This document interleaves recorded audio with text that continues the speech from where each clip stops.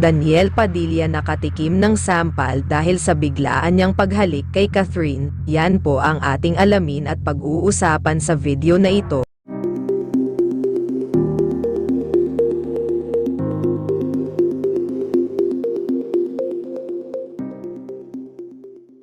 Sa mga naganap nga sa Anak TV Award ay kagulat-gulat dahil big winner din si Catherine Bernardo dahil tinanghal siyang Hall of Famer dahil sa patuloy na pagboto sa kanya bilang Makabate Star sa loob ng 7 magkakasunod na taon.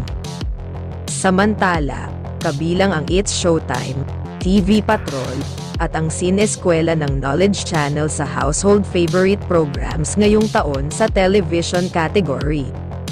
Ang Anak TV Awards ay ibinibigay ng Anak TV, isang organisasyong may advokasya na nagtataguyod ng literacy sa telebisyon at nagtataguyod ng mga child-sensitive at family-oriented na mga programa sa Pilipinas. Samantala, hamupa na ang ingay sa naging hiwalayan nina Catherine and Daniel Padilla na talagang naging isang malaking kontrobersya sa bansa ngayong taon. Ang hindi pa tinatantanan ay ang rason kung ba't sila naghiwalay.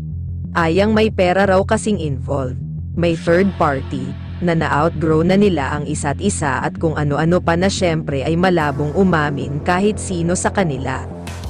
Mga kapatid ayon daw sa chika pagkatapos daw ng Anak TV Award na iyon ay nilapitan nga daw ni Daniel Padilla si Catherine Bernardo upang gusto na nitong magkaayos sila.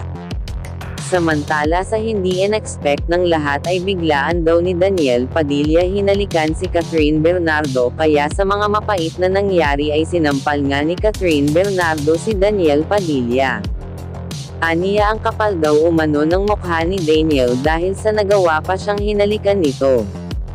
Kaya hanggang dito na lang po muli mga kapatid ang ating ginawang mixing reaction video. Maraming salamat po sa inyong patuloy na panonood at suporta.